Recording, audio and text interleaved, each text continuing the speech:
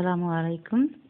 இந்த எபிசோடில் வாசனையான வஞ்சிர மீன் வறுவல் எப்படி செய்யுதுன்னு பார்க்க போகிறோம். அதுக்கு தேவையான பொருள்களை பார்த்துடலாம். வஞ்சிர மீன் எடுத்து உப்பு மஞ்சள் பொடி போட்டு க்ளீன் பண்ணி வச்சுருக்கேன்.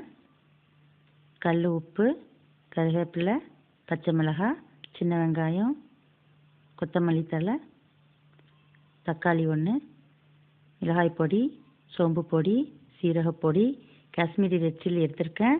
கலருக்காக உங்கள்கிட்ட இல்லைன்னா சாதாரண மிளகாய் பொடி எடுத்துக்கலாம். மஞ்சள் பொடி. இப்போ மீனில் அப்ளை பண்ண ஒரு பேஸ்ட் பண்ண போகிறோம். மிக்சியில் தக்காளி, வெங்காயம், பச்சை மிளகாய், மல்லி இலை, கருவேப்பிலை இதை சேர்த்து மிக்சியில் நைஸாக அரைச்சி எடுத்துக்குவோம்.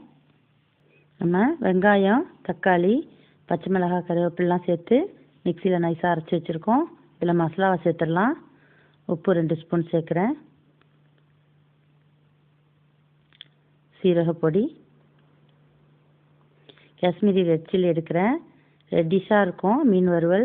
உங்கள்கிட்ட இல்லைன்னா பரவாயில்ல. சோம்பு பொடி, மிளகாய் பொடி,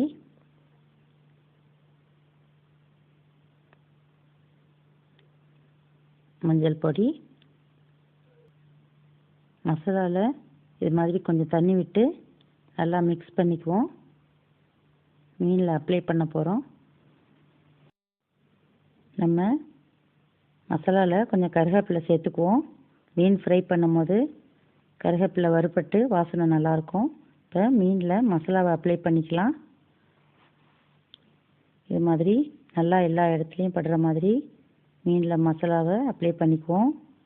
மீனில் மசாலா எல்லாம் இறங்கி ஃப்ரை பண்ணும் போது நல்லா வாசனையாக இருக்கும்.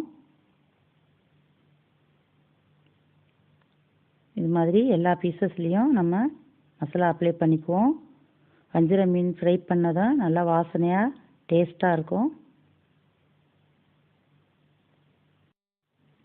நம்ம மீனில் மசாலா அப்ளை பண்ணி 1/2 அன் ஹவர் ஊற வச்சுடுவோம். ஃப்ரை பண்ணுறதை பார்க்கலாம். நம்ம இது மாதிரி ஸ்டவ் ஆன் பண்ணி ஒரு ஃப்ரை பேனை வச்சுக்குவோம். அதில் ஆயில் விட்டுக்கலாம். இப்போ ஆயில் சூடு வந்ததும் நம்ம மீன் பீசஸை சேர்த்துடலாம். பாருங்கள், இது மாதிரி எல்லா பீசஸையும் ஒன்று ஒன்றா சேர்த்துடலாம். 5 நிமிஷம் இப்படியே ஃப்ரை ஆகட்டும். 5 நிமிஷம் ஆனதும் நம்ம திருப்பி போட்டு 3 நிமிஷம் ஃப்ரை பண்ணி எடுத்துக்கலாம்.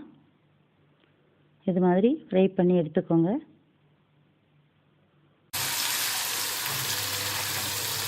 அடுத்த சைடும் மீன் ஃப்ரை ஆகட்டும். வஞ்சிர மீன் வறுவல் ரெடி ஆயாச்சு. உங்கள் வீட்லேயும் ட்ரை பண்ணி பாருங்கள். இந்த வீடியோ உங்களுக்கு பிடிச்சிருந்தா லைக் அண்ட் கமெண்ட் பண்ணுங்கள். தேங்க்யூ.